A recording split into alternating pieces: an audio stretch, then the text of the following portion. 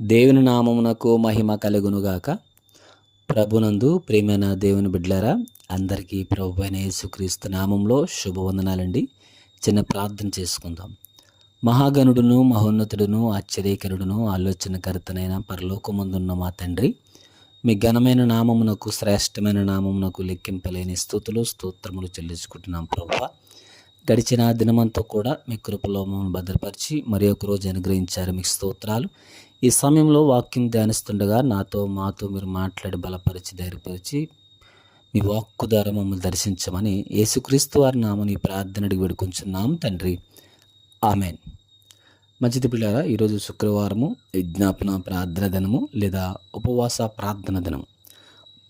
ప్రతి శుక్రవారం కూడా మనము ప్రార్థన గురించి లేదా విజ్ఞాపన ప్రార్థన నిమిత్తము ప్రార్థన అంశము చిన్న ధ్యానిస్తూ వస్తున్నాం ప్రతి శుక్రవారం కూడా. అలాగే ఈ దినం కూడా ప్రార్థన గురించి కొన్ని మాటలు మనం ధ్యానించుకుందాం. 50వ కీర్తన 15వ వచనం చదువుకుందాం. ఆపత్కాలమున నీవు నన్ను గూర్చి మొరపెట్టుము, నేను నిన్ను విడిపించెదను.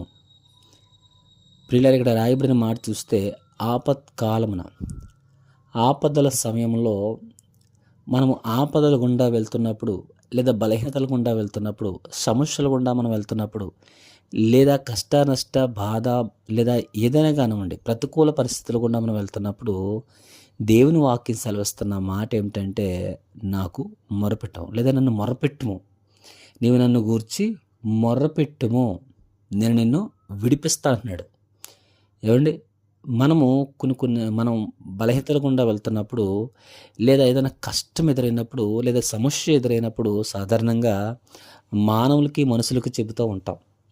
చుట్టుపక్కల ఉన్న వారికో లేదా బంధువులకో స్నేహితులకో లేదా ఇరుగు పొరుగు వారికో లేదా ఎవరినైతే ఎక్కువ మనం నమ్మకంతో ఉంటామో, ఎవరినైతే ఎక్కువ నమ్ముతామో లేదా ఎవరినైతే ఎక్కువ ప్రేమిస్తామో, ఎవరైతే మనకి ఎక్కువ ఇష్టమో వారికి చెబుతూ ఉంటాం. అది ఇంట్లో వారు కావచ్చు, బంధువులు కావచ్చు, స్నేహితులు కావచ్చు, ఇరుగు పొరుగు వారు కావచ్చు, ఎవరైనా కావచ్చు. అలాగా చెప్పడం తప్పేమి కాదు. కానీ అసలైన విషయం ఏంటంటే, మొదటిగా మనము దేవునికి మొరపెట్టేవారముగా ఉండాలి.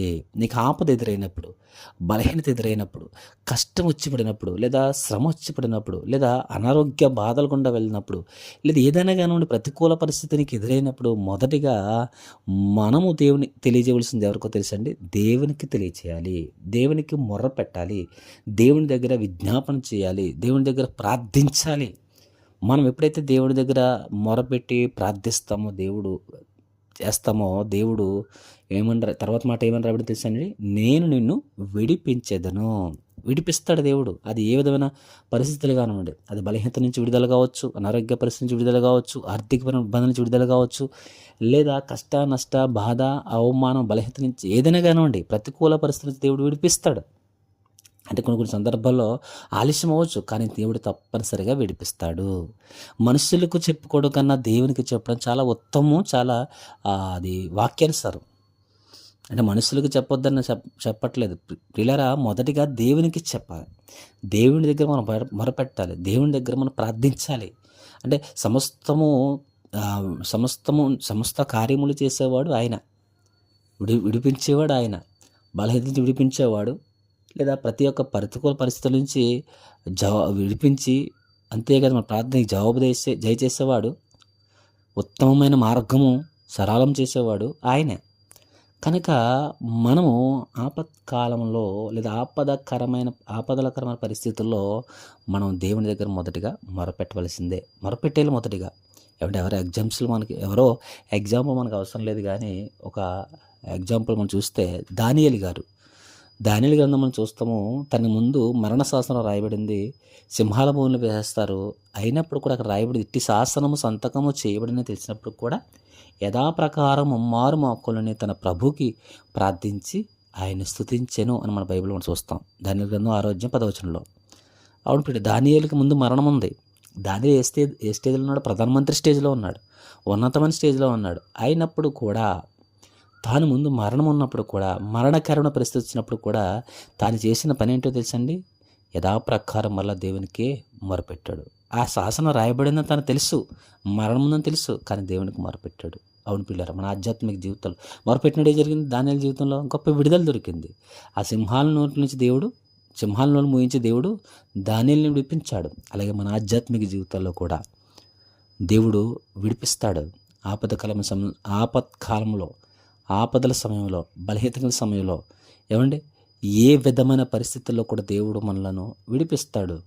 కాకపోతే మనం దేవుని దగ్గర మొరపెట్టే వారంగా, కనిపెట్టుకునే వారంగా, ప్రార్థించే వారంగా, విశ్వాసముతో నిరీక్షించే వారంగా మనం ఉన్నప్పుడు దేవుడు తప్పనిసరిగా మన ప్రార్థనలకు జవాబిస్తాడని తెలియజేస్తూ, ఈ శుక్రవారం దినమున ఒకవేళ ఉపవాసం అని నువ్వు ప్రార్థిస్తే, విజ్ఞాపన చేస్తే తప్పనిసరిగా నీ ఆపద నుంచి, బలహీనత నుంచి, సమస్యల నుంచి దేవుడు విడిపిస్తాడని విశ్వాసంతో మరి కలిసి ప్రార్థన చేద్దాం. ప్రార్థన.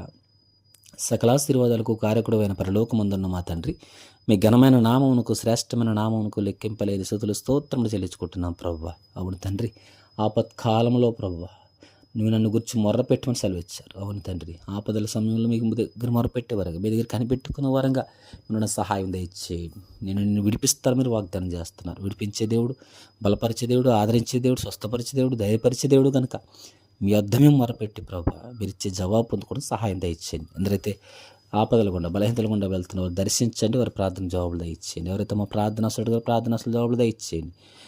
ప్రతి కుటుంబ చుట్టూ మీకు ఆపదలు దయచేయండి ప్రభు. అనారోగ్యాలతో బాధపడుతున్న స్వస్థపరచండి.